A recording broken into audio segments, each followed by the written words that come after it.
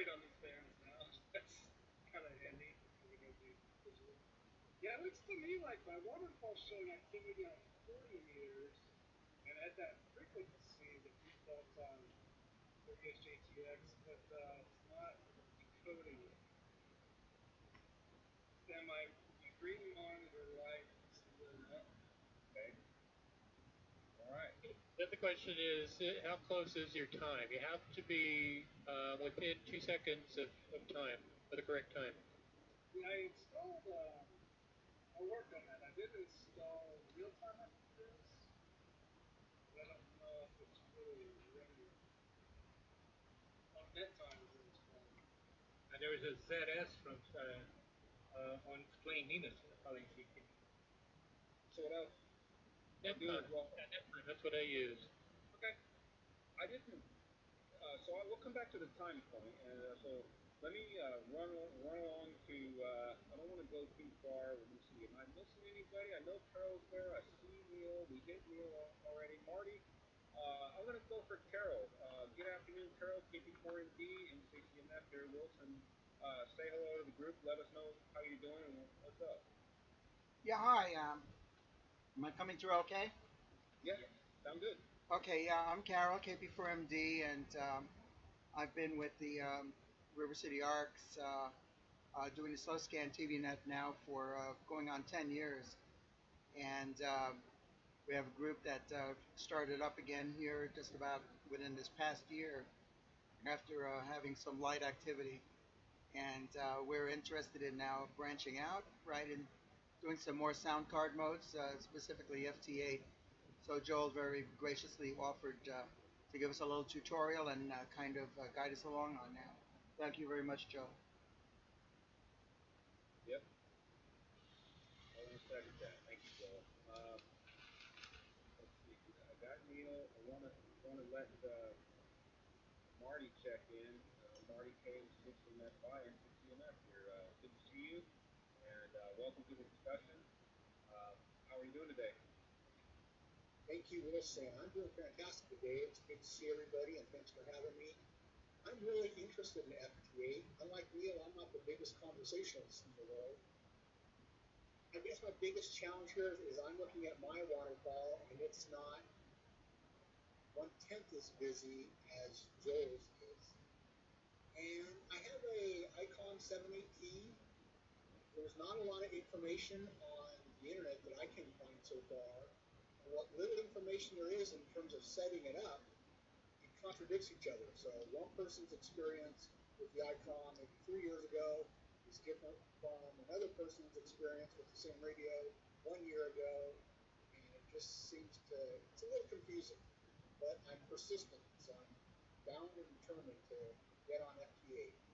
Marty, that's wonderful. You know, the 718 was the first HF radio that I ever had. I love that radio. There's something about that radio, just straight to the point, does what it's, purpose built for what it is. I almost bought another one when I got back into it 15 years later, but for some reason I just adore the 718. So nice radio in my opinion, as simple as it is. It's very capable, so that's great. Great. What's your opinion of the 718, Carol? I have to ask. I don't have any opinion because I have no experience with it. So. Oh, okay. Anybody else used the 718? Well, I have. I had one, and I just think it's a really cool radio. Um, I had to compare everything else to it, price-wise and function-wise, before I would buy anything. So I ended up with the 7300. But I think you'll figure it out. And if you ever want to, give me a holler. I'd be glad to help. Kind of read the manual with you, or just kind of help you experiment, or maybe we could do some QSOs or whatever if you want. So I'll offer that for if you like. That would be great, Wilson. I will definitely take you up on that. All right. So anything else before we turn it over to Joel, AI6DG, to see if he wants to give us a tutorial? Before we go, let me ask you real quick, Marty, what kind of antenna do you use for what you've got set up there? I have a relatively basically newly installed random length long wire going to a tuner that's in my shack. I've got a line on a external remote tuner that I'm going to buy soon, but so far it hasn't become available. So I'm guessing, maybe, hoping that's part of my problem. Okay. All right. Well, thank you. So, Joel, we're about 15 minutes in after introductions and kind of saying hello and happy holidays. So, happy holidays, everybody. Hope we're having a good time here. So, Joel, can I ask, let me turn it over to you and give it a whirl? What do you think? Sounds good. I'll start with continuing what we've been doing and introduce myself. I first got my license back in 1985 with a group of friends. I think of all that group of friends, only one other of them still has his license. It's pretty common with hams. I was actor for a while and got some handy talkies and was on the repeaters and was interested in HF but didn't really get too involved with it. And then life caught up and I basically didn't do ham radio for like 20 years or 30 years. I did at least renew the license the first time, and the second time I let it lapse, but I realized I'd let it lapse and renewed it within the 2-year grace period, and that's when I actually started getting back involved into ham radio. And yeah, it was a very exciting, the changes, the improvements in the technology was tremendous. And I've been active on VHF, UHF on the local repeaters. I've not really gotten involved in HF other than maybe field day. But a couple of years ago, ARRL had their grid chase, chasing grids. Contact as many grids as you can each month, and it resets. And that was on FT8. That's when I got FT8 working and then started going crazy with that, and I've kept going since. And I'm up to, 6,200 contacts or something. Finally did DXCC, which is 100 countries. I'm up to worked all states on 5 bands, and I'm chasing Oregon on 15 meters to make it 6 bands. And then I'll start working on 12 and 10, which should be a lot easier. The bands are picking up. But I still have to get over my mic fright and start doing sideband. I'm working on getting better antennas and looking forward to the bands getting better in the coming few years, and and doing more on voice on HF. So what is my station? Let's just go to that. So what I have is a 6500 as my main rig. This is medium high end, very expensive, not high end compared to what some of them are, but still pricey. And I eventually bit the bullet and bought it. And as you see, there's nothing on the front. It's SDR, so everything is operated through your computer. Although they do have available the Maestro, which is a remote unit, connects through Ethernet, so you can operate it basically anywhere that you have internet, as long as the machine you're connecting to is on the internet. So if you're really tied into knobs and buttons, you can use this, even if it's in the same room with the radio itself. And I have no regret about getting the 6500. It's an amazing piece of technology. Does an amazing amount of stuff. I was kind of pissed though the next year after I bought it, Flex Radio came out with new products, a 6400 and a 6600. They look like this. They're a little bit different form factor, just as good if not better and cheaper. I'm just keeping my 6500 running though as long as I can. But they did pay attention to the people who wanted knobs and buttons. So they do have M models that have basically a Maestro built into the front of it. But I'm sticking with my 6500. So there is a microphone key jack on the front. I don't use it. In fact, when I'm using this, it's in the other room. I do not operate at the station.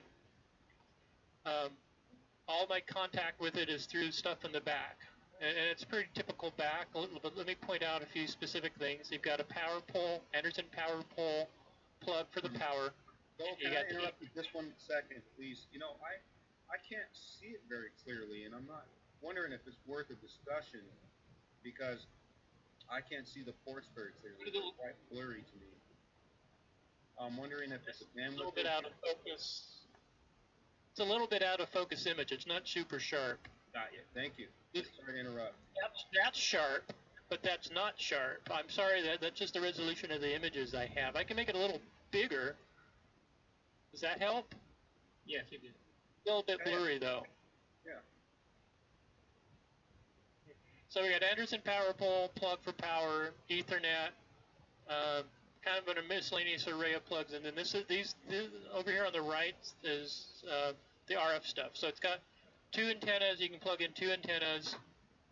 It's actually got a separate receive-only antenna, so you can set it up so you receive on one antenna and transmit on another, and a transverter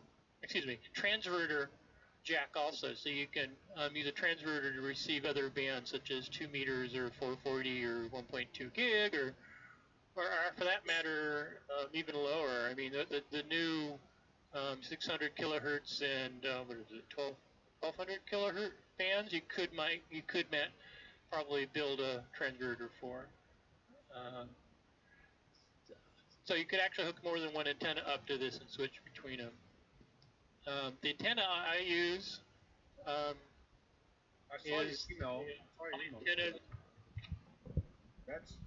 my antenna's 80 to 10. And I've had very good luck with this. How does it work? Only disadvantage. It's end-fed. Okay, you mean matching-wise? Well, I've heard you say that you don't do well on 2-meter nets, far 2-meter nets. Is that because of this antenna or something else? I'm not sure. I don't think it's the antenna. I think it's just my situation. It could be RF environment where I am. It could be takeoff angle. Okay, gotcha. Thank you. Mm-hmm. It's not it's not that it's a poor antenna. I think it's something else. Gotcha. Good luck with this antenna. The only advantage actually is that it's 130 feet long, and I'm on a small lot. Well, I bet it's sure. Hold it up. So I've actually got it. That matching box, that box that you see in the image. On my installation, there's the box, so I've got it tied off to the eave at the back of the house and the coax coming out of it and going up into the attic. And then the wire itself is going across over to a pole I have on the property line at the back of the house and up to the top and then back over the house. So to the top of this pole, this is 2 10-foot sections of PVC pipe that I've got guyed up at the edge of the house. Another 20-foot worth of PVC at near the peak, and then on up to the front of the house here. So obviously I don't have an HOA if I can get away with this, and I don't have a significant other that's going to complain about it. So not everyone's going to be able to do this, so I'm sorry between whatever the arrangement might be. I mean, the ham's dream is a 5-acre lot out in the middle of nowhere, but not everyone is that lucky. So as you can see, I've got some other antennas up on the roof. There's one of the centers, a gap antenna Titan, vertical, and it worked okay. And I've actually since taken it down. I'm going to replace this with a little mini tower here with where I'll mount a rotor and a thrust bearing and move this pole here up into that so that it's going up and mount a hex beam at the top of that. But that's a long-term project because there's lots of little steps to get that to work right. So that's my setup. Nice Comment, questions? Well, I've got some sections of PVC that white, maybe like that, and I haven't got around to hooking them up, or setting them up as antenna masts, but I intend to do that. But I've always been concerned about using PVC, white PVC, outdoors and, exposed to the weather. I would see it as, in my opinion, a little on the temporary side. What's your opinion? Has it been strong and durable? First off, you got to use the thick wall stuff. Secondly, it does have its limits. It will bend. So I've got to put in these installs. I'm extremely careful to make sure when I'm adjusting the guys that the poles are exactly straight, so that all the stress is straight down the length of the pole. And I've actually got a few pieces of PVC where I didn't, before I realized that, or if I didn't do that, they bent permanently.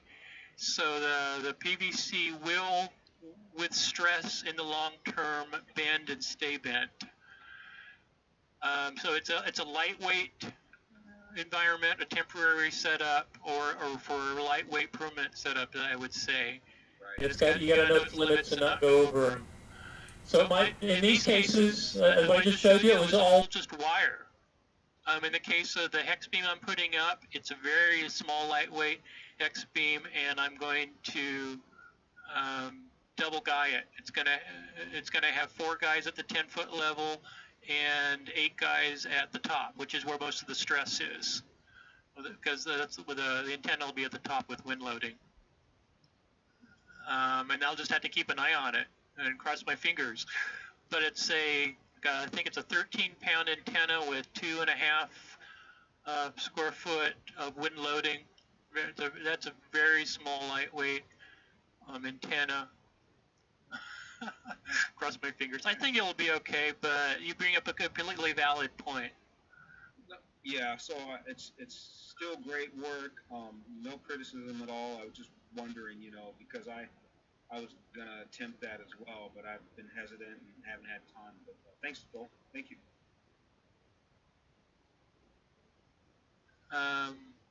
Okay, so let's go on. The flex. Come on. Hang on. Okay, so bring that back up.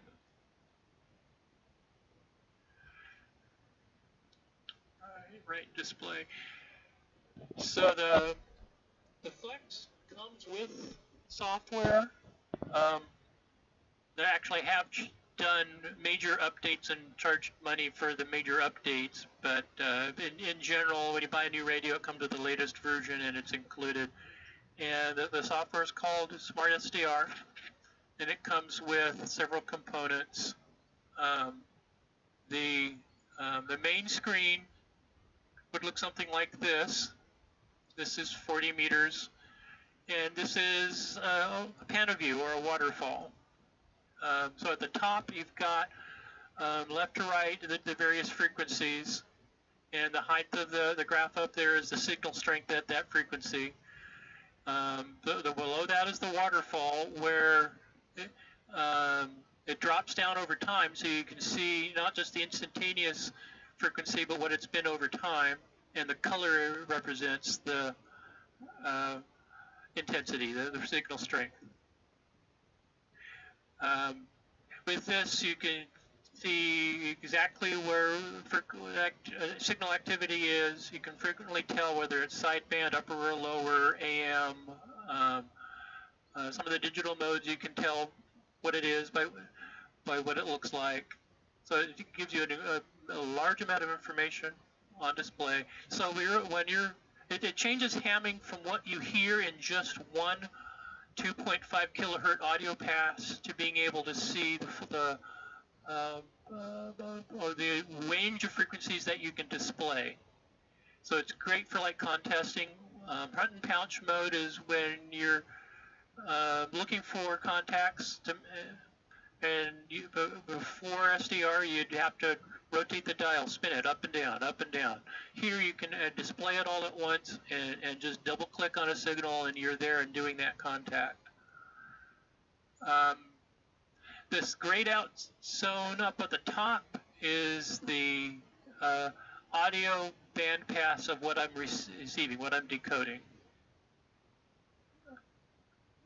There are some additional controls here. This opens, oh, wait a minute, clicking on the wrong. So this opens up some controls, particular things related to the display. This opens up some controls like audio stuff, signal processing, mode. This is actually incremental receive and transmit.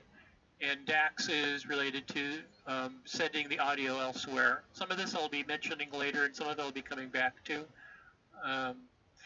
There's also a TX, what they call, I'm calling it a TX panel, additional controls. So you can set RF power, auto antenna tuner. Some of these controls I'll be coming back to. The ones out on the bottom I don't actually use. You're gonna let me. Yeah, these at the bottom I don't usually use because these are duplicated off of the individual. What I just showed you. And we've got the virtual CAT and virtual audio cables. So I want to bring up a concept. Let's start with the concept. COM ports. Used to be that RS-232 signaling was a DB9 at the back of the computer or a DB25 at the back at the computer, and it was a serial communications. And usually back in the old computer days was usually like printers or modems. Eventually it moved into the radios, transceivers at the time, so that you can control the frequency, control the radio basically remotely. And actually, I believe there was an era where the radios had a DB9 at the back of them, just like the computers did. And it's called CAT control. A computer, okay, someone else, I'm not sure exactly what it means. Computer-aided transceiver is what I saw in a glossary somewhere.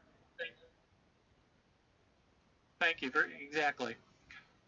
Eventually the computers replaced these DB9s with USBs. So now it's a virtual COM port, virtual RS-232, a USB COM port. So in a lot of the rigs now, you have a USB cable, you plug it into the computer, you have a COM port appear, and you can send commands to that COM port to control the radio. The same is true also with audio. With a lot of radios, new radios, you plug in the USB port. Not only does a COM port appear, but you also have two audio devices appear, two or more. And those audio devices would be how you pipe sound in and out of the radio.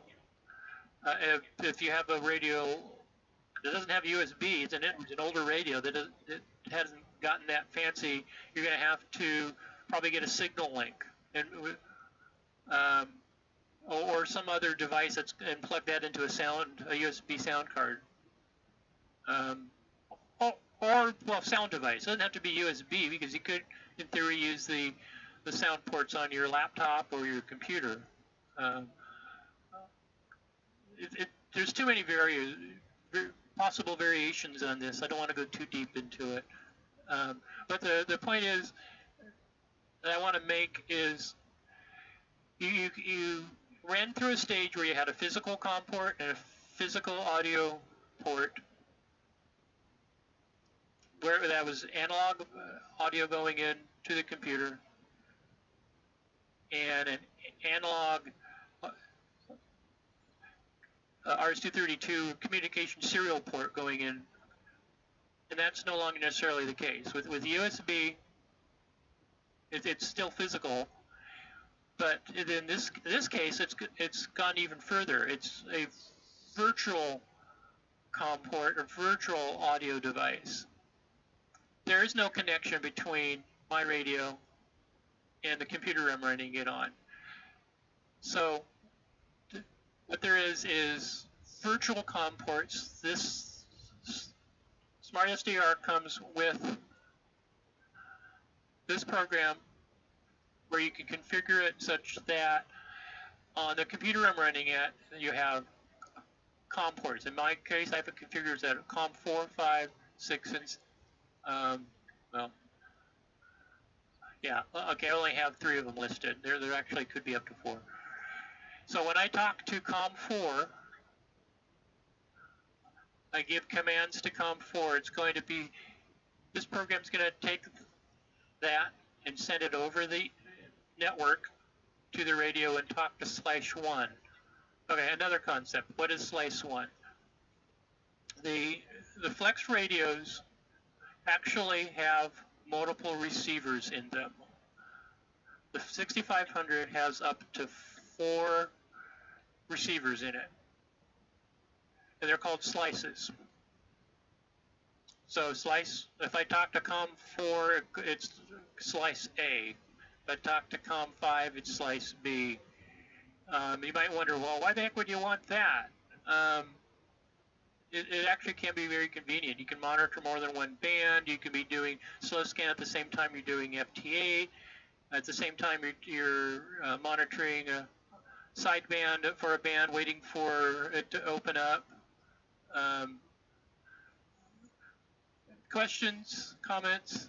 Am I boring you to death? Okay, this is okay. I'll go on. Yeah, this is interesting about your station. I guess a lot of us are interested on how this applies to our particular setups and how we are going to operate FT8. You know, I would reinforce that too, Joel. What I think. Okay. Let me ask you a quick question too. Does this radio can it run Windows programs, or do you have to run WSJT offline on another machine? Nothing's running on the computer. It's running, I mean, on the radio. It's running on the computer, and the computer is attaching to it. So you're still like everybody else. What we all have in common, today is probably the WSJT-X program. Is that correct? Yes. Okay. So, I'm trying to explain how I'm connecting the radio to WSJT-X. So, this is. So when I talk to COM ports, or it also does TCP ports. So, okay, let's skip a few things and go over to here. I'm going to close that and look at the settings. Okay. So when I go into settings of right here, I'm really WSJT-X again because I cannot see any of the text on the computer program you're displaying. And I'm wondering if it's a. Are you full? Do you have Zoom full screen? Yeah, I'm on a MacBook Pro with a pretty decent monitor, and I've used Zoom all the time. But this one is a case where I can't even read the text on the menu, or I can't see what's on your WSJT-X traffic. I can't even read it. I just see blobs of white and green. Is that the same with everyone else, or is it just me? I have the same issue. I'm wondering.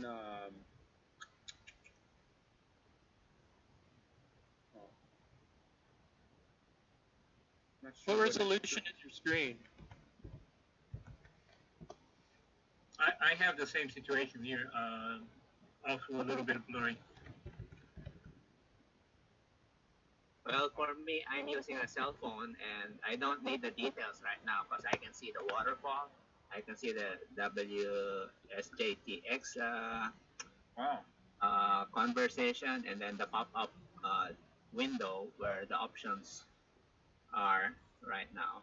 I don't need the Okay, details now. Okay, maybe we don't. I can't. Maybe we don't need the details. And I've found out that using Zoom on your mobile device, such as a phone or a tablet, can sometimes work better. So I just want to make that point. But, Let me hang on one moment. Let me change one thing. Jojo, you make a good point. Maybe we don't need to see the details of what he's showing us on the screen, but I'm not sure. By the way, just as a way of encouragement to you guys that is worth doing it, while I've been listening to this, I just made a contact with Taiwan on FT8. Oh. Hey, yeah, is this any better? Yeah, it improved a little bit for me. Not completely clear yet, but better than it was. Yeah, change the resolution of part of what I was of the video processing. So if I go into WSJT-X settings to radio, I can tell it what the kind of radio I have, and on the flex radio, it's actually going to do a network connection to, this is port 5001 that's mentioned over here on CAT 5001. Can you see what I'm pointing at, that it's 5001? Can't discern what you're pointing at because the text for me is too blurry. The second option from the top.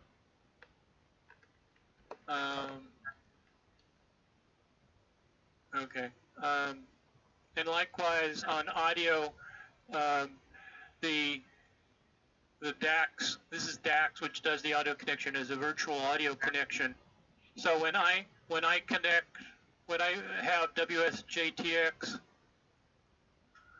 talking to these two audio devices, DAX Audio RX1 and DAX Audio Transmit, it's on my computer, I'm using those devices, but it ends up going to the Flex 6500 in the other room. In your case, you'd probably have just plugs directly into your computer and select the appropriate audio devices for on this audio tab, and on the radio tab, select your radio, and here's the list. It supports a huge number of radios, and then select the COM port here. I don't have a COM port, but let's say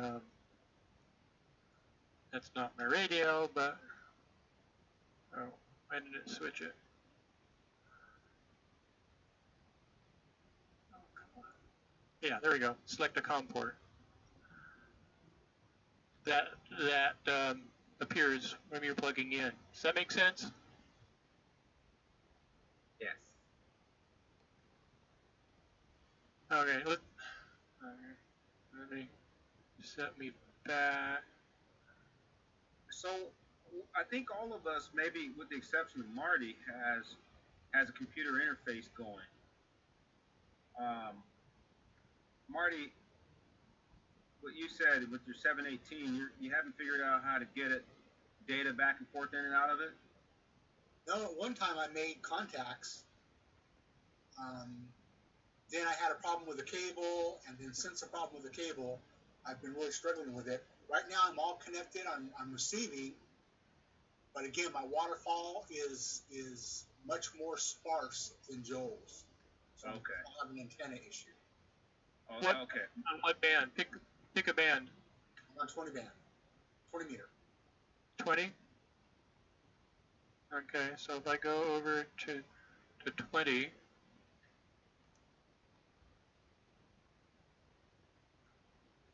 and what's your antenna? It's a random length infed into a tuner, or into a coax, or into a un-un and then coax into my shack into an auto tuner.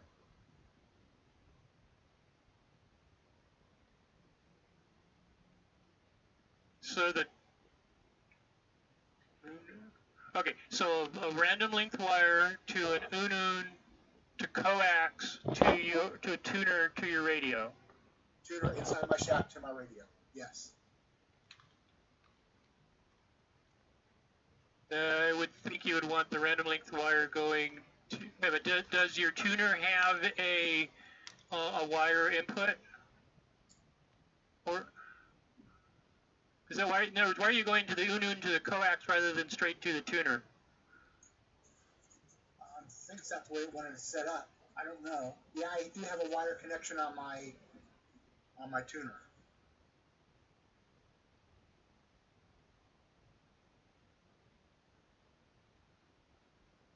Trying to think of whether you'd be able to transmit on that setup. Like I said, I've made a connection or made a QSO before.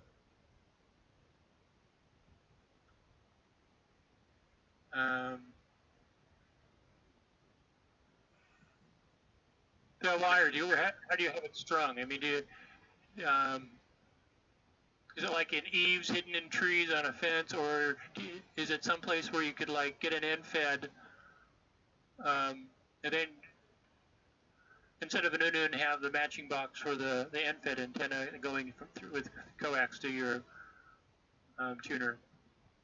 Yeah, so it's in the eaves of my roof. It's probably about 130, 140 feet long, going around three sides of my house, and then that connects to the UNUN.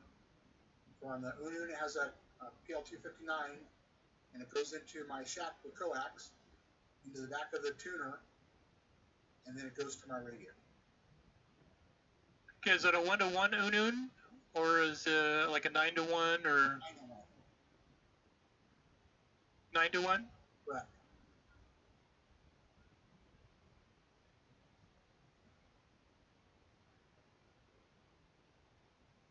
So it sounds like you're in an HOA where you need to hide the antenna. No, I just have a really small piece of property, so if I want to get any length, I kind of have to go in somewhat of a circle. Okay. And I have a big power cable at the back of my yard, so I can't really string anything to the back wall or back fence.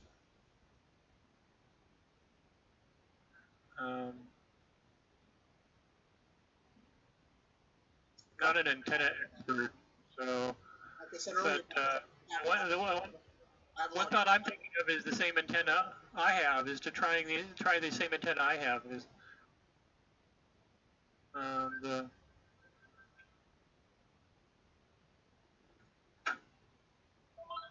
Now I'm working on a Cushcraft vertical antenna, so I should have that done in a month or so, weather permitting. Where are you going to put that? Behind the house on the corner of the patio cover. Okay. Does the model that you have advertise itself as not needing radials? It has radials, and it says to install it 8 feet off the ground. So I have an 8-foot piece of mast. It's used from a couple of different owners, and there are some individual pieces that are in pretty bad shape. So are you putting it in the middle of the yard where you can have a couple dozen radials going into it? Going, 20 to 60 feet out? The Cushcraft 7000, so it's a vertical antenna with 2 sets of radials, 2 different spots, vertically, and it has a couple of traps, a 10-40 trap and a 2040 trap.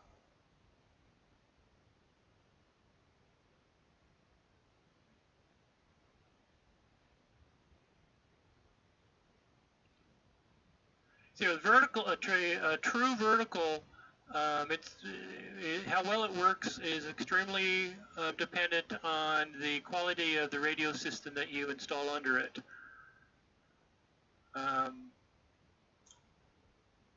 So when people go crazy with verticals, they put it in the middle of nowhere, and they put literally dozens of wires as part of the radio system buried in the grass field that they put it in.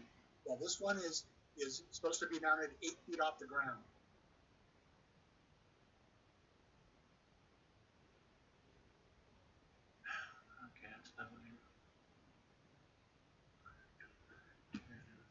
Yeah, I'm trying to look up that antenna.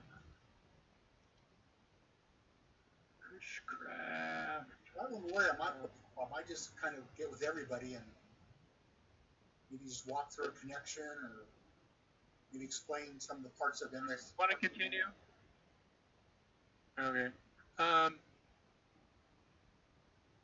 on. Yeah, let's continue. Let's continue, Joel. Let's maybe Okay. transition towards. So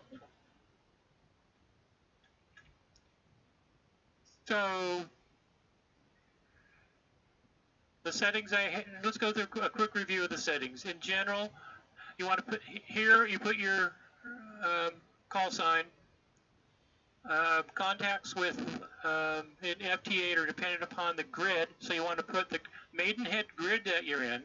The easiest way to find out what your Maidenhead grid is to go to QRZ.com, and they have on the Resources tab Grid Mapper. And it opens up a map. You can do a control scroll wheel to shift out and then slide over to where you are. So I'm doing control and then doing the scroll wheel on my mouse in and out. There's probably another way of doing it without the mouse, I'm not sure. And I'm zooming into where I am. Come on, update. It's all blurry. There it goes. And I'm here. So then up at the top it tells me my grid. I'm CM98HL. And it also tells me where all the hams in my grid are. So there's quite a few hams in this part of Florin. Joel, if I may add, the QRZ app in the cell phone will indicate similarly your grid information when you open up your call sign.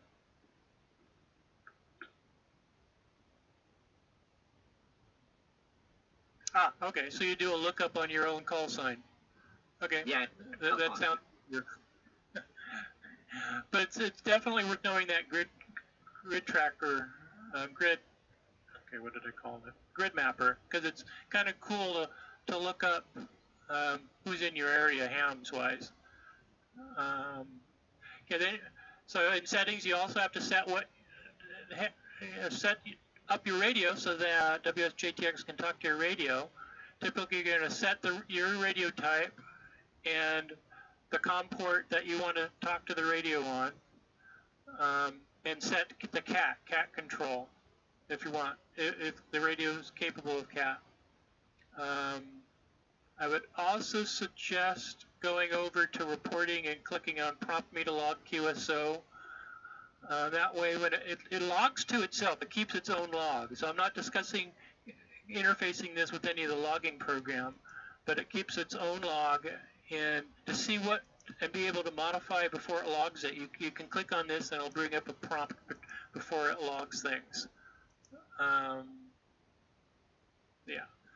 Where were you? So this is since I can't. On file. You were in file settings. File. Settings. Reporting. Okay.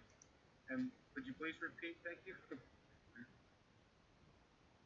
Okay. File. Okay. Settings. Reporting. And at the top there's a logging section, and the first one in that is prompt me to log QSO. Got that. Thank you. DB reports as well? Is that a checkbox there? Can anyone read this, or is this totally screwed up for everyone? I can't read it at all. I can't read it. I can only see where checkboxes are in the first line and the fourth line and next block, but I really can't read any of the text at all. I get to see. And you've got Zoom set up as full screen? Yep. Yeah. Yeah, I have a full screen and I cannot read it either. It's blurry, but I remember seeing. Could I get some screen captures so that you can mail to me so that I know what it's looking like to try to identify if there's anything that can be done about that? I don't know if I'm doing something wrong or if it's just a limit of Zoom or Yeah, I've not seen it like this before, so there could be a limitation somewhere. You know, maybe I'm trying to Zoom is display a full resolution. I've got a 19 by 1200 display that should be recording and sending it as that. And this is just a portion of that screen. Well, Anyway, I personally am following along with what you're saying, and I'm looking at the menus on my own computer. So as long as you're explaining it verbally, I can see where your cursor is and see what you're talking about. I don't know if other people could do the same if they're in the program. yeah. Yeah, I can do that. Thank you, Carol. I'm going to go ahead and email you a photograph, folks, and you can see what I'm seeing. Just because you asked, Joel, but you can continue. All right, so on the radio tab, you select your radio at the top. You select the COM port. The PTT is going to be CAT. Go to the audio tab. You select the two audio devices for input and output that are the radio. It might be your signal link. It might be the sound card you're using. It's going to vary. So that way you're getting sound in and out, and you've got the CAT control to do the push to talk. You may not be able to do CAT control. Maybe you need to do a push to talk method such as DTR. I mean, there's just so many variations. It's hard to just. I'm not going to even try to cover them all. And at that point, were you even seeing? Yeah, you were seeing those. So at that point, you should see something like this. And this is a composite of multiple parts of my screens. This is not necessarily what you see. So what we've got here are, let's look at individually some of these components. We've got the main window, this is Wsjtx. You've got the waterfall of Wsjtx. One thing I do want to bring out is that this waterfall is of the audio portion of the passband, or the audio passband that's being sent. So for instance, if I look at some of this, the big one on the upper left is the radio. So there we're looking at RF. So it's not just the signal we want to look at. We've got stuff outside of it. On the lower right, that's Wsjtx's waterfall, and that's just the part that's grayed out up above.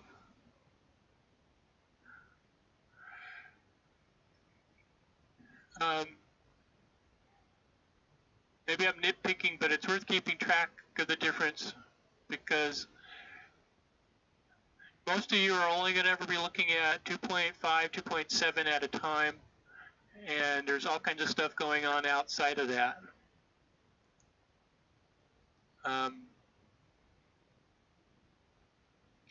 Some settings. Levels are important. What you're setting,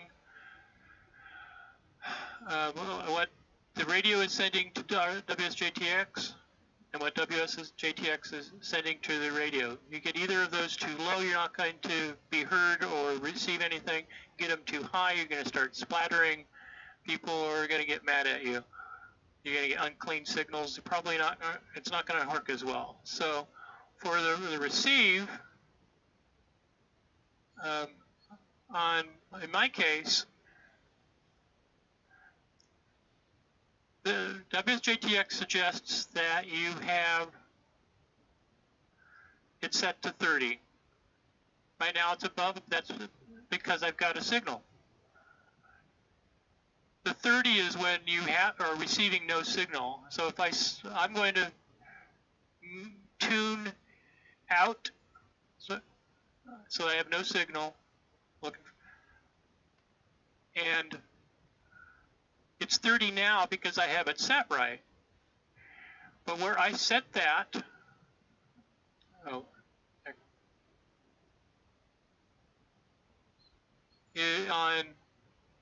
my radio is I go here, I turn AGC off,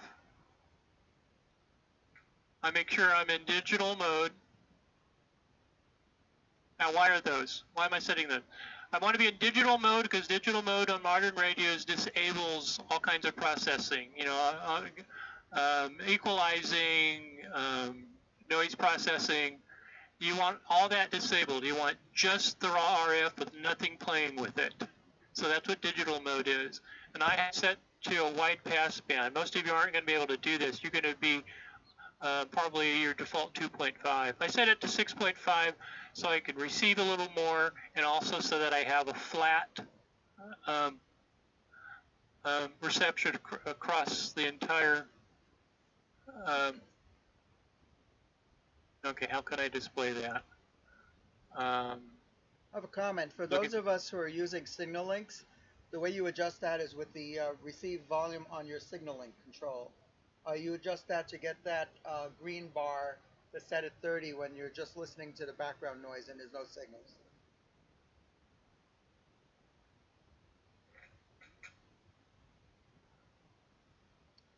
I think a lot of us are using the signal links.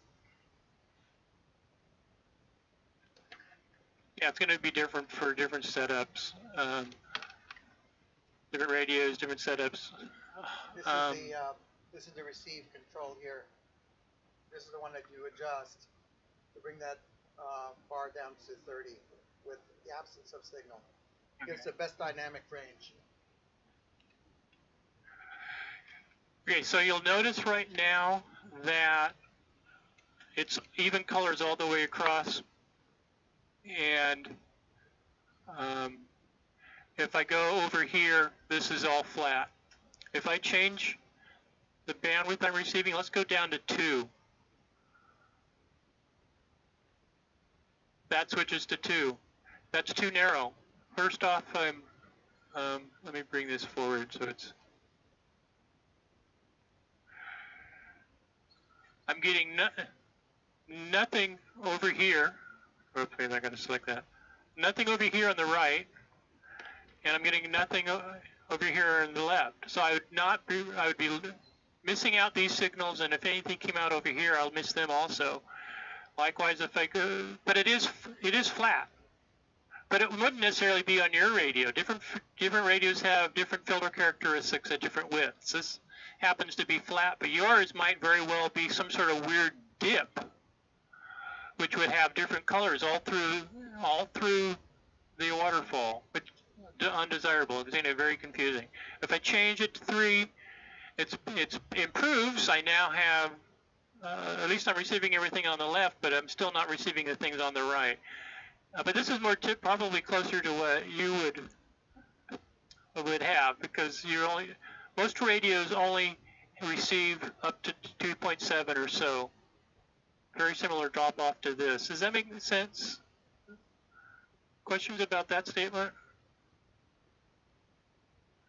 Because the normal radio has filters in it, so that you only receive an audio pass band of the sideband signal width, which is 2.5, 2.7.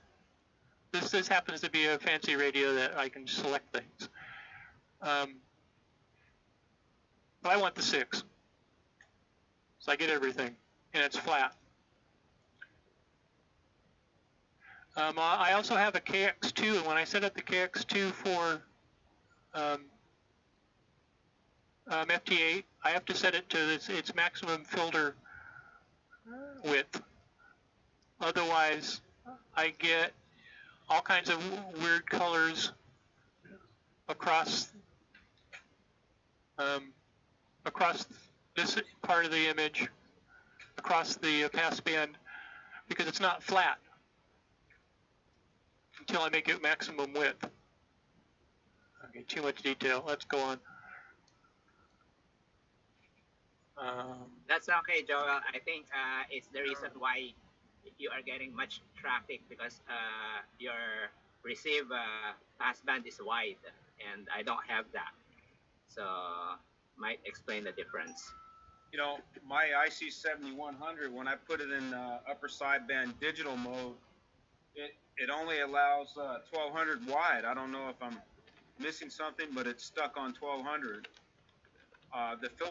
It moves to something called filter 2, and that's 1200. So I guess I got some homework to do to see if that's adjustable. Yeah. It's another point here is all digital modes use upper sideband. So notice it's so you may have a digital upper and a digital lower. You want to use digital upper. You might not have a choice. It might always go to upper. If you don't have a digital mode, you want to make sure you select upper sideband because these are all going to be upper sideband. On my 7300, which may be completely different, there is, if you go deep into the menus, there is a way to set up that the bandwidth for each filter. So since you have a 7100, I'm quite sure if you go a little bit deeper in the setup, you'll find it. Thank you. Thank you. Okay, and for the transmit, to adjust the transmit level, here, let me close that. That would be the audio level of the computer going out to the transmitter. In my case, it's pretty easy. I go into a tune mode. Oh, oops, wait a minute. I keep clicking on the OBS screen. If I can do a tune, I start transmitting, and you'll notice, oh, wait a minute, something's really wrong here. Wait a minute. Whoa. Okay, something really went wrong here, because notice the SWR goes high. That's not good. Okay, so let me try activating the antenna tuner. There we go. Okay, but I'm not getting...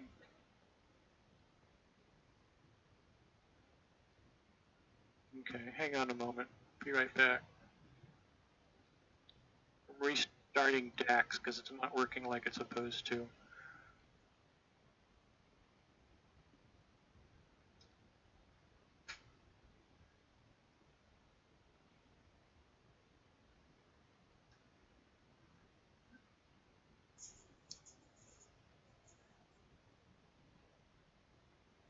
Oh, wait a minute, maybe I need to do it over.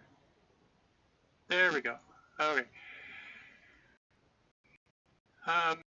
Notice that this is level here. Level. Notice it's all the way across to 0. On my radio, I want it to be at 0, but I don't want it to be red. I don't want it to be over 0. And I adjust that here. And I can make it red, or I can make it under. So I want it to be right there. That's where I want it.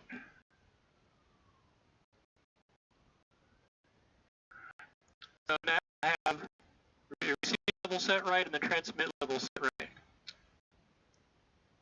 So now we can look at what we're receiving. This is the main screen. The left is everything that's decoded. The right is just what I'm working with.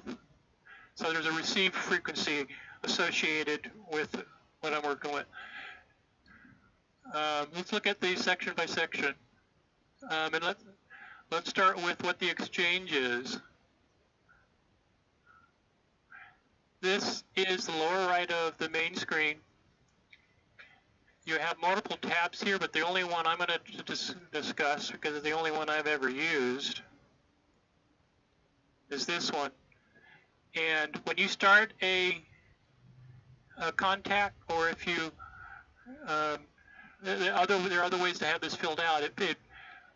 And let me get rid of this because that's from earlier.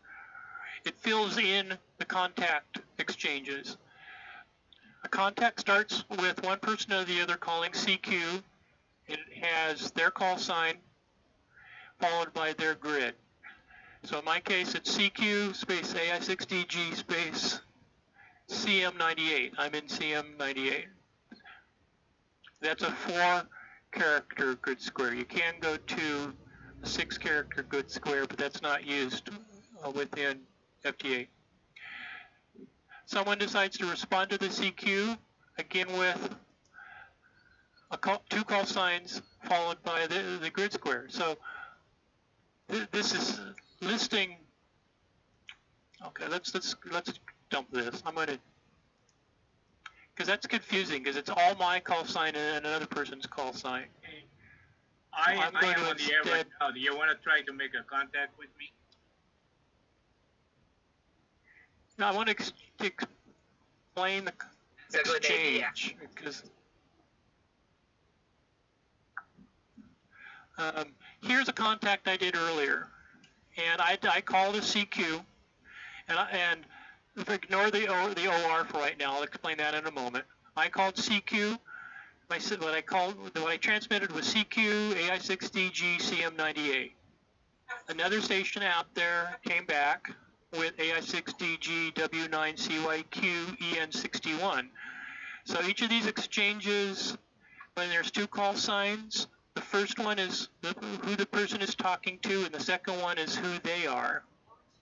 So C9CYQ responded to my CQ with his grid. I responded W9CYQ AI6DG 0-08. And what that is the signal strength that I received him with. And in fact, if you look at this is -8 is up here also.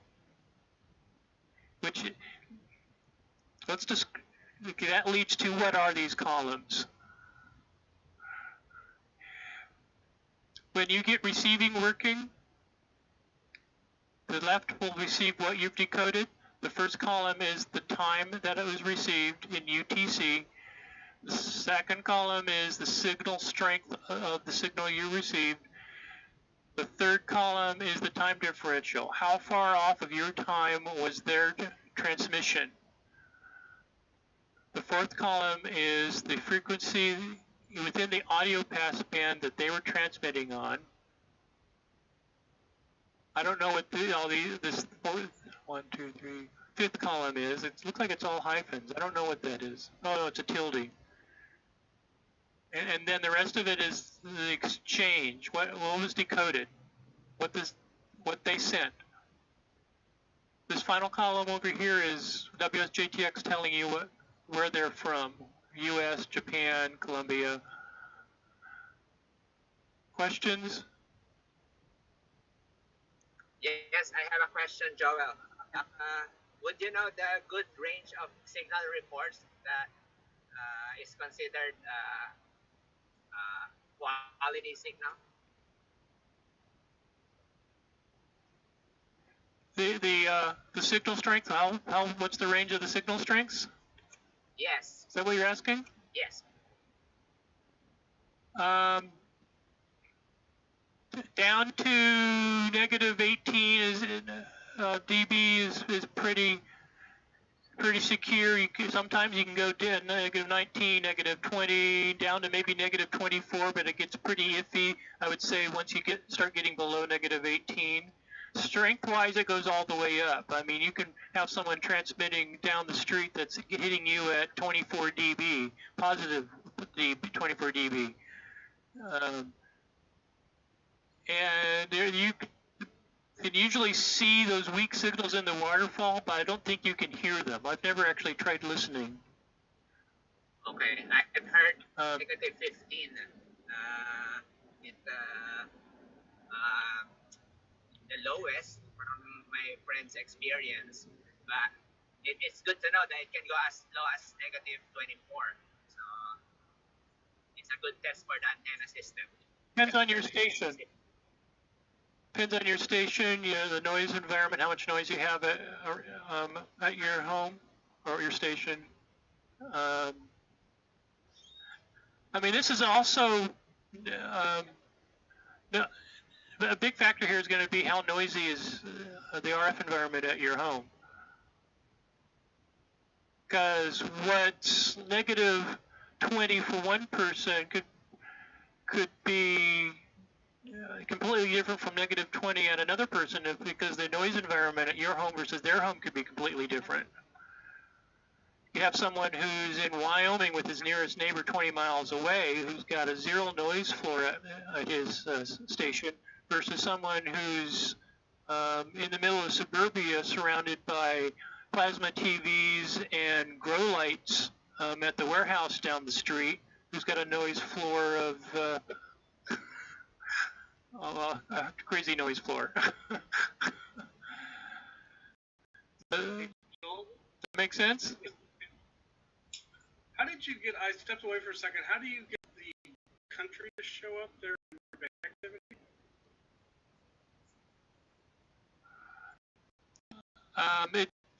It's automatically there. You don't have to do anything to have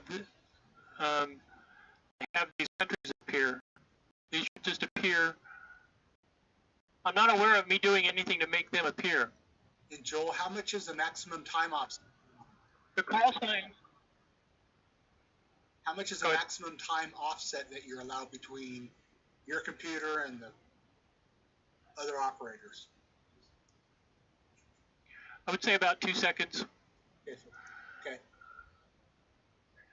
And that's not absolute time, but relative time. So you could be a minute off, you could be 15 seconds off, you could be 30 seconds off, but if you're exactly in sync with everyone else's transmit and receive sequence, it's going to work fine for you. So I've actually been in the field, not have the internet, messed up the computer time, and what I would do is I would jump my time up in 2-second increments, manually adjusting from the command line using the time command until I started decoding. The decoding would tell me how far off I was because they would all be off 1.5 seconds. So I'd adjust my time 1.5 seconds. And I may have had the wrong minute, but I had the right transmit receive cycle timing. And someone in the past mentioned a time needing to be exact for logging. That's not the case. You need to be within some number of minutes, but that's going to vary from logging site to logging site. I would expect it to be, like 15 minutes, as long as you're within 15 minutes of the actual time.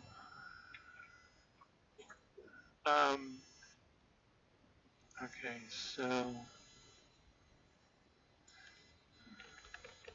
right. So, okay, let's someone online that we can try meeting on a band and see if we can receive each other. Yeah, I'm online, KL7HQR. And 6 EMF as well. I'm on 20 meters. Yeah, why don't you try with EMF? Let's see how it works. Shoot, where is? Hang on a moment. I've stopped decoding.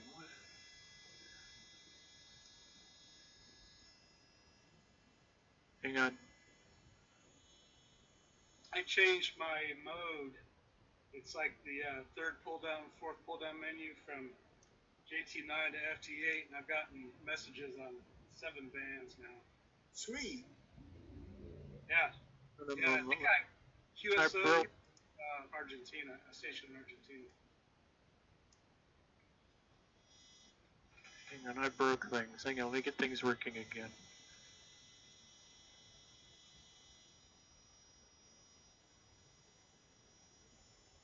Okay, where is...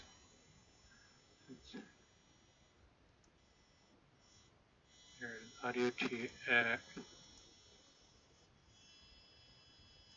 Neil, do you ever hear me in 6 EMF? 20 meters. 10 meter net? I am sorry? Have you heard me on the 10 meter net in 6 EMF? On the 10 meter net? Yeah.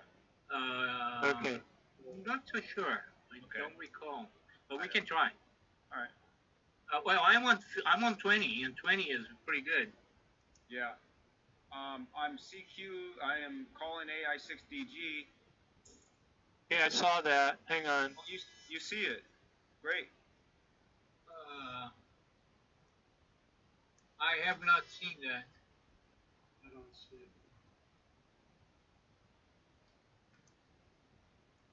Are you doing it right now? I'm gonna, yeah, I'll call you, Neil, and Carol. Okay, so these two red lines here are me decoding N6 EMF. Okay. But I don't see a CQ. I just see you sending. You didn't send a CQ. I called you directly. Is that okay? AI6DG.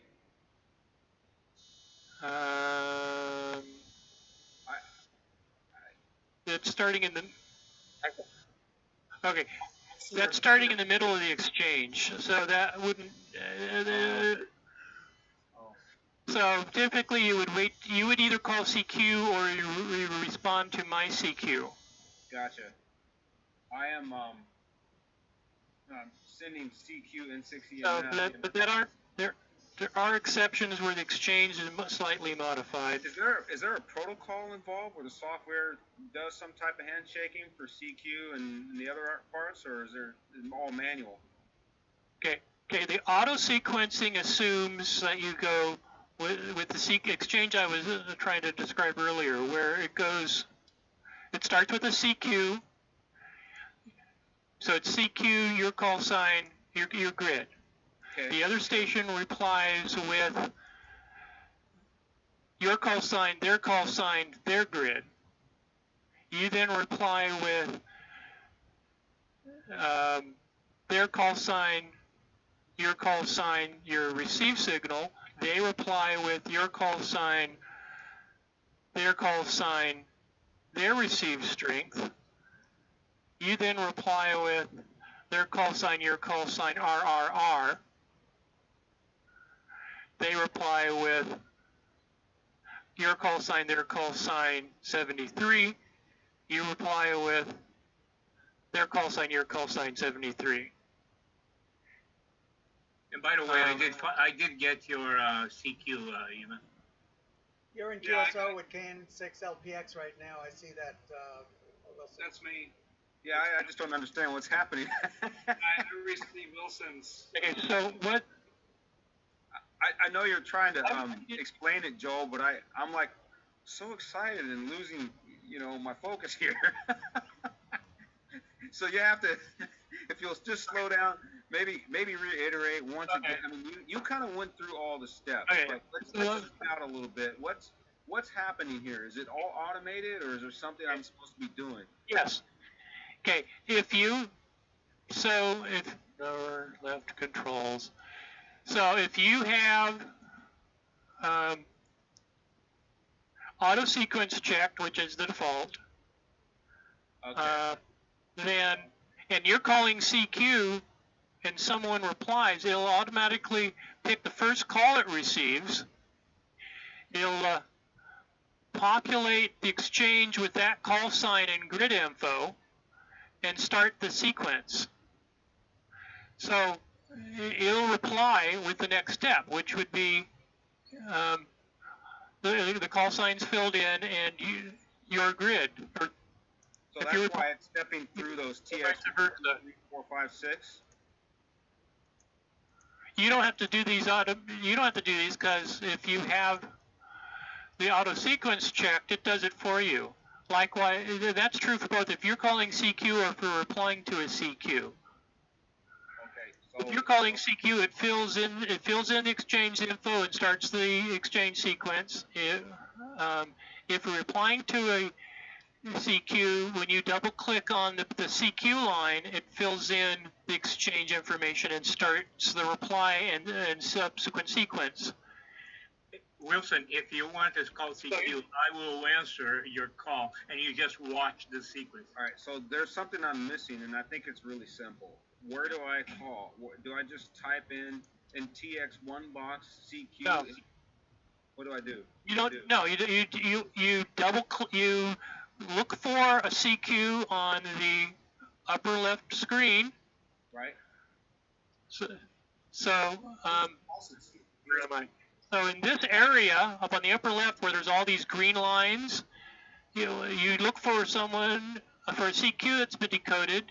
You decide you want to try to do a contact with them, and you double click on it.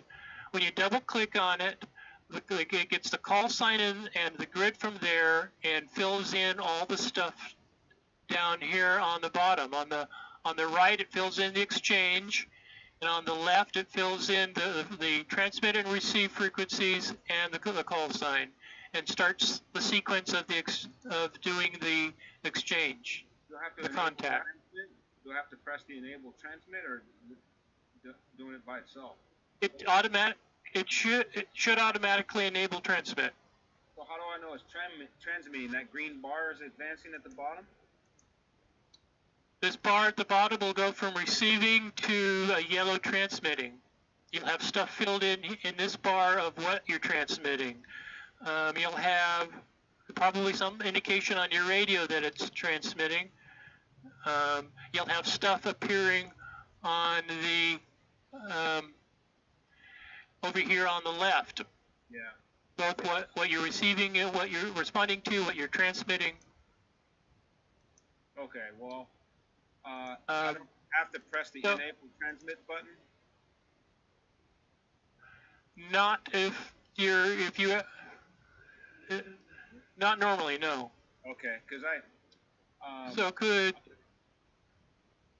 Yeah, I could. Okay, so if you want to, let's walk through you starting calling CQ. So, if things are, let's assume everything's set up right. You'll go to the lower right. I could see something from Carol coming in. -4 dB, N6 EMF, KP4 MD. I think. Yeah, I was calling you. Oh, thank you. But you didn't answer.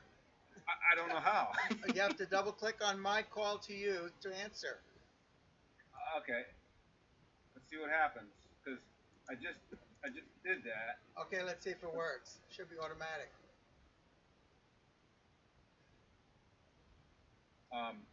So back to Joel while we wait. Joel, you were going to show me how to initiate a CQ. So go down to the lower right of the window. Yeah. Go next to the TX6. Make sure that radio button is checked. Yeah. Then okay, this would be a circumstance where you hit enable. Wait a minute. No, let's back up one. Go to number 6. You need to make sure that TX6 has the little radio box to the left of it checked. Sure. You need to go to the waterfall. Oh. And make sure that you select a transmit frequency that's not being used. So notice at the top I've got a little red upside down U and a green upside up U. If I click anywhere in here, the green moves. That is my receive frequency. If I do a shift click, it moves the red one. The red is my transmit frequency. I will strongly suggest that you have hold TX frequency checked. That is, that's here, right, the other one. Here, hold TX frequency checked. What that means is when that's checked, you select a transmit frequency and it doesn't change. If it's unchecked, it's going to change every time you have a CQ, and it's just, I don't know why this selection is here, because it's extremely bad FT8 etiquette to have that happening, because you end up finishing a CQ contact and then you do another contact and you and the person you just communicated with are both using the same transmit frequency. It clobbers each other. Anyway, make sure that hold TX frequency is checked. Make sure that the button next to TX6 is checked. Go to your WSJT-X window. Find a place where you don't have the signal up and down. I'm going to pick right here. I do a shift click. Red goes there. There's nothing here, so I can transmit there. So then once you know you're not going to transmit where other people are, you know you're going to send the CQ signal, then you can go to enable TX and click on it. And the next transmit cycle, it'll start transmitting and calling CQ.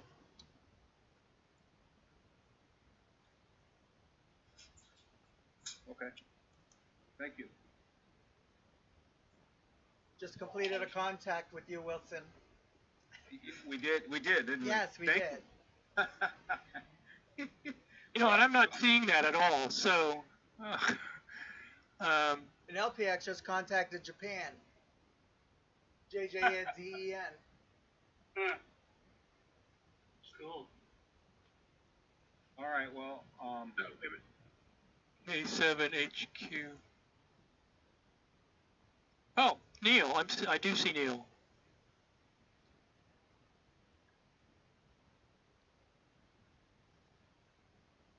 Neil just worked China. Bravo Golf 4, Whiskey Oscar Mike. I don't see HQR at all. Well, you might be out of range on ground wave from him. Yeah. Okay. Yeah. I saw you, Wilson. I saw Neil, but I didn't see Carol. No, I'm doing QRP. I'm only running 5 watts. Well, come on. Even on the 10-meter nets on Wednesday nights, I have trouble hearing you. Oh, that's my question. How?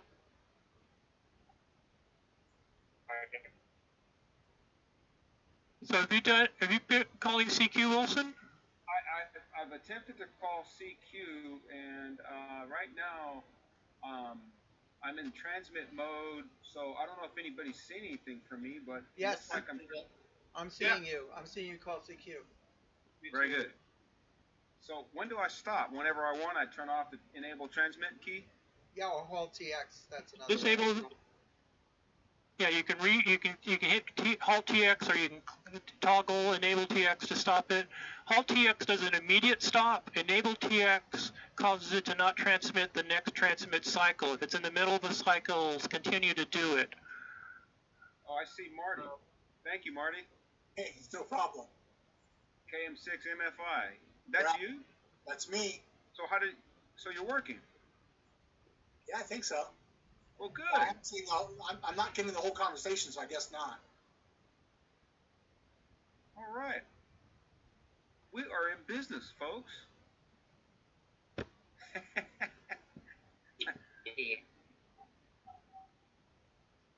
right.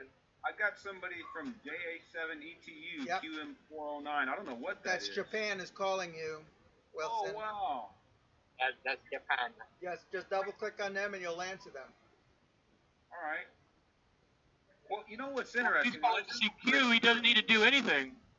Well, he's got to connect with them first. He's got to double click on the call that's calling him. You know, when I double click, here's what happens, right? I never hear my radio key up. I don't see it keying up. No, you have to wait until your cycle picks up. Oh. That's part of the protocol, huh? Yeah, it is keying up.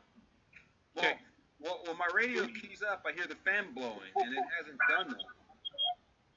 Well, you are transmitting. You We can are see seeing me? you. Yeah. Then I must not be putting out full power, because 7300 usually kicks the fan on whenever it's full power. I wonder what's happening if it's... I only use 40 watts on my 7300 when I do FT8.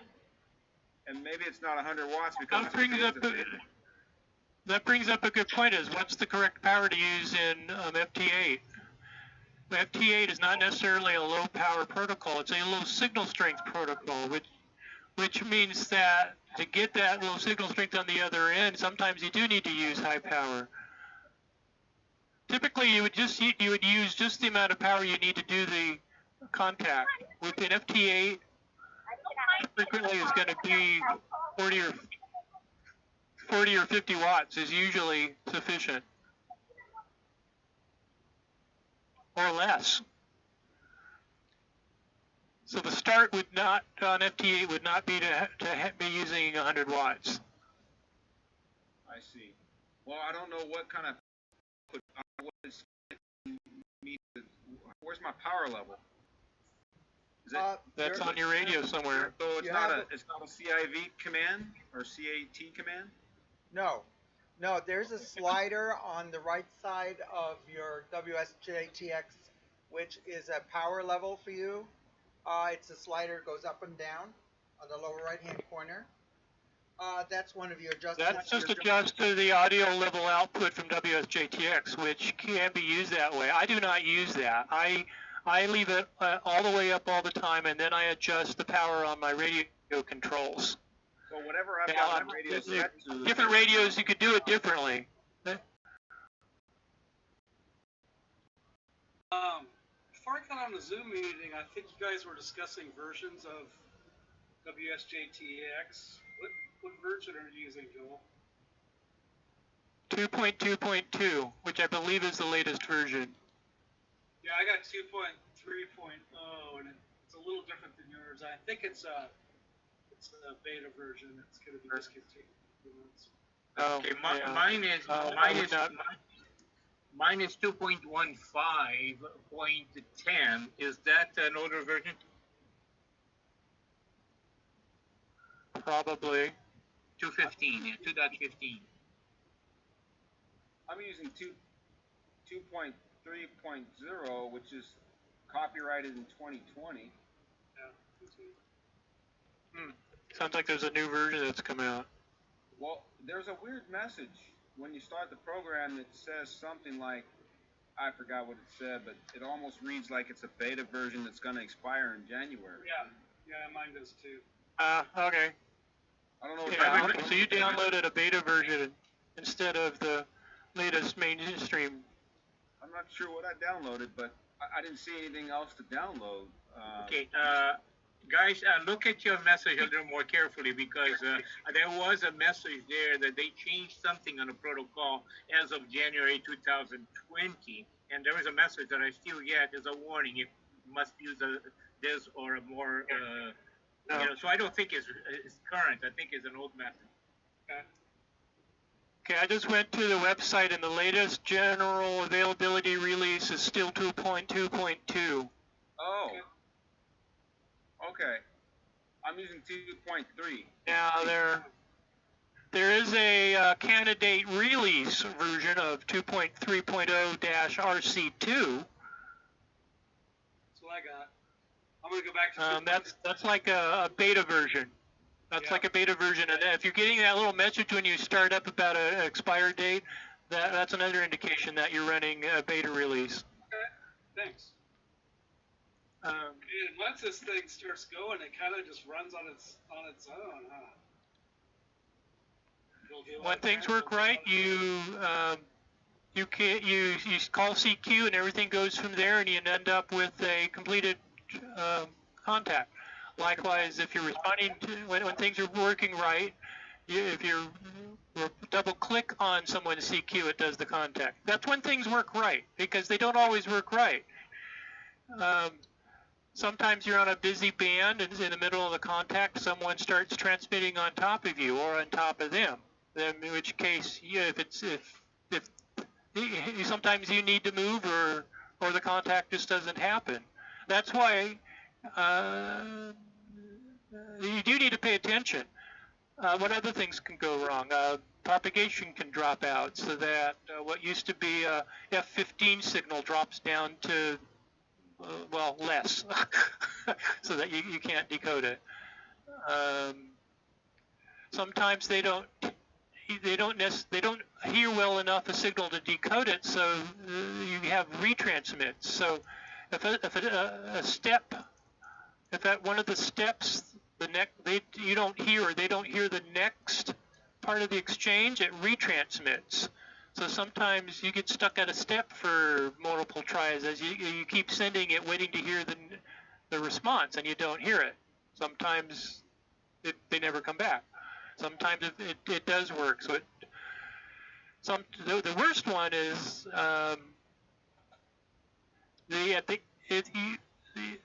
your end thinks that the contact is completed. You've logged it, but they didn't hear your last transmission. So you think the contact is completed. You're off onto other things, and they're still sending a signal waiting for you to reply. Even though you sent it, they didn't hear it. So then you've got to manually go in and reset it up to send that last signal. Got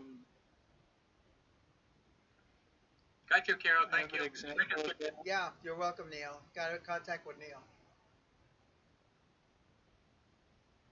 Well, I'm going to step out of the Zoom meeting. It's been so helpful. Thank you, Joel and Wilson, for setting it up, and it's been great.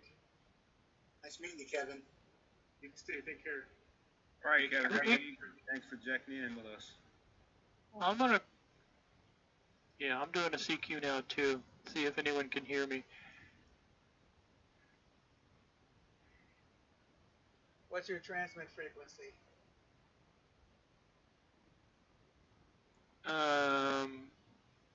Transmit 1260. 1260.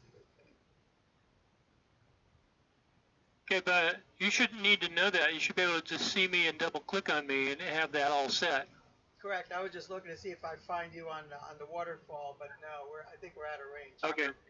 Okay. And in fact, I had a Japan station. How much I power had a Japan station reply. Yeah, I see that. A7E.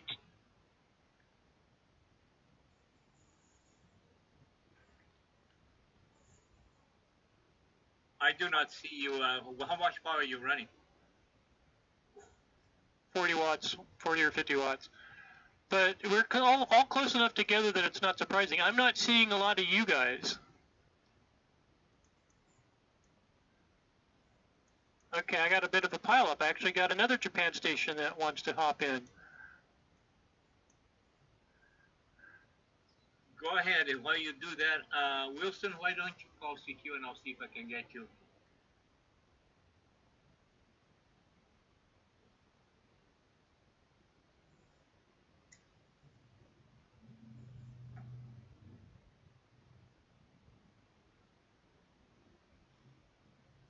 On the other hand, if you prefer for me to call CQ so you want to practice answering, I can do that too.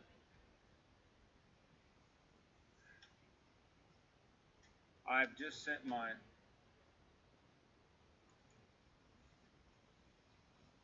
I'm on frequency 710, I guess. Yeah, I think,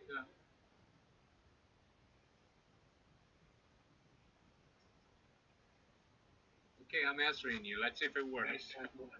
All right. Okay, just stand by and let's see if I can see this guy.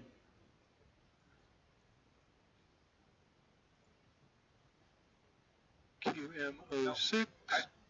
I need to wait until my transaction is complete before Yeah, starting another QSO. Don't touch anything now, and you wait for the cycle. 15 seconds each direction.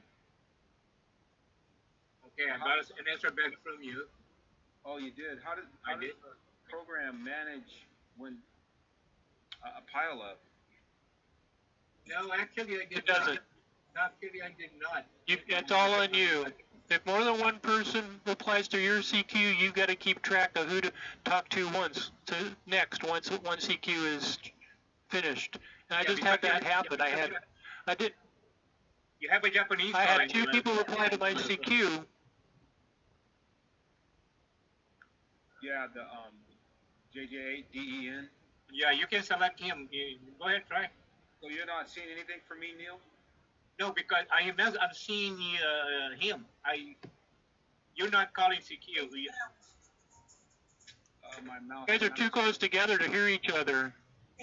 But you said you saw me, Neil. No, I saw your CQ and I answered, but but you never selected me. Uh-oh. So you have selected either myself or Japan. Either way, no problem. Something happened where I got a rig. By double clicking on him. You got okay? I got a rig control error. I don't know why.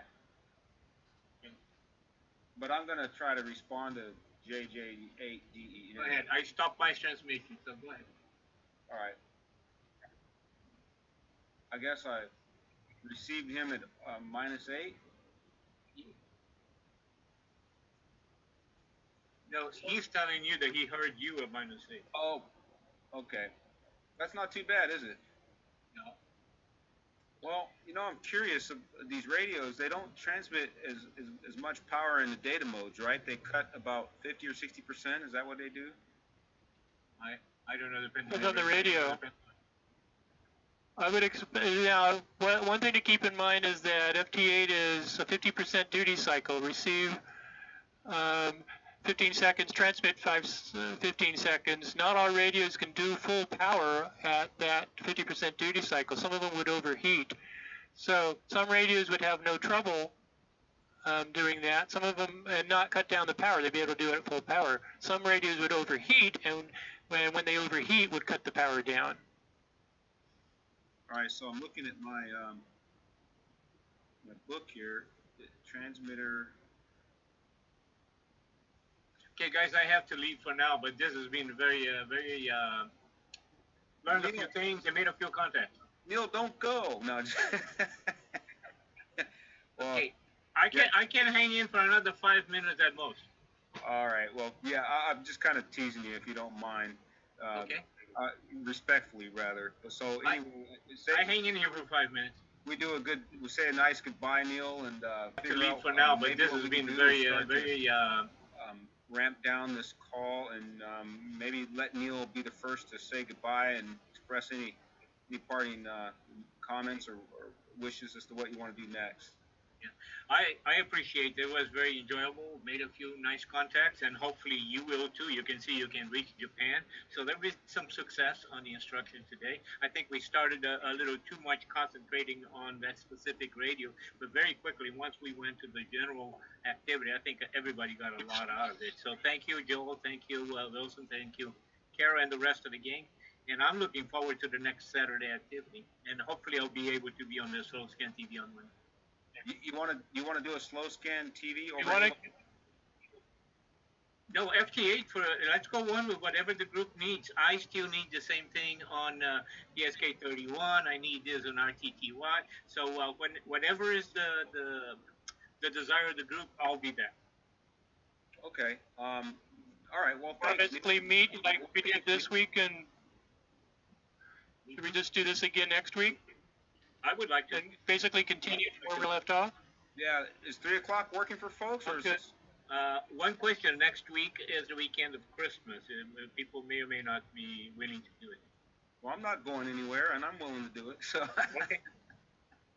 All right. Good night, guys. Thanks. Thanks, Neil. KL7QR and N6E. Thank you, Neil. Bye-bye, guys. So I think unless we I'm going to do some reading of the instruction manual and do some general kind of knowledge type research on this. I still have some questions and asking more questions about my 7300. I have lots of questions, so I'll be doing some homework over the next week, and I've got a week off from work.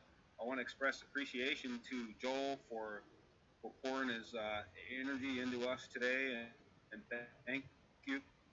This has been a huge leap, a quantum leap for me to be able to do this. I mean, just amazing. So, thank you, Joel. Any general questions, just send out to the list, and someone will have an answer, or we'll figure it out. All right. But specific things about the 7300 may be less so, but I don't necessarily want anybody to answer it right now, because I know we're trying to ramp down the call and everything. But I'm going to try to figure out how my radio, what is it doing while it's transmitting in this mode, and how do I control the power output? How much should I expect to get? And what conditions do I have? And then the other one is for my 7300. Can I save all of its settings to the SD drive and kind of package up my digital settings, put them away, and then bring back all my voice settings without having to go through all of it manually? So I'm thinking about if it's possible to upload and download settings to this SD drive, or what am I going to have to do to quickly transition between modes? So those are two things on my mind right now, and also kind of thinking about my next antenna. What is that going to be? I have a baling kit to set up a random wire. I've got plenty of wire, but the weather is not really so fun to do that kind of work. So we'll see. I always like to talk about what my aspirations are for the next discussion. So there's mine, N6EMF. Carol? Okay, yeah, I think we accomplished a lot here. We made a few. I think what you really have to do is not be afraid of it. Jump into it. You want to watch some other people do it on YouTube. There's some YouTube tutorials where people show you how to make a contact, and very often they explain a lot of what's going on. So watch other people do it, and then don't be afraid to try it. That's the way I learned. That's coming from Carol, KP4MB. Thank you. I'll turn it over to JoJo. JoJo, did you want to check in? Oh, sure. I would definitely re-echo Carol's message that jumping into doing it with your radio on and the software open, sending CQs, and then trying to respond from each other. That's the best thing that has happened so far in my journey for this ham radio. And the more of us here who can do it, having our other modes of communication like the, the app in the phone or email at least, it gives me confidence to ask questions from friends that I will consider very valuable in our community. So I'm very thankful of that. We can always text each other if we want any testing in between, and I'd be happy to jump in. So thank you, Joel. Thank you, Carol, and thank you, Marty, Kevin, and Wilson. Of course, Kevin. All right. Wonderful. Thanks, JoJo. So that's JoJo, KN6HTD. Let me turn it over to Marty, see what Marty would have.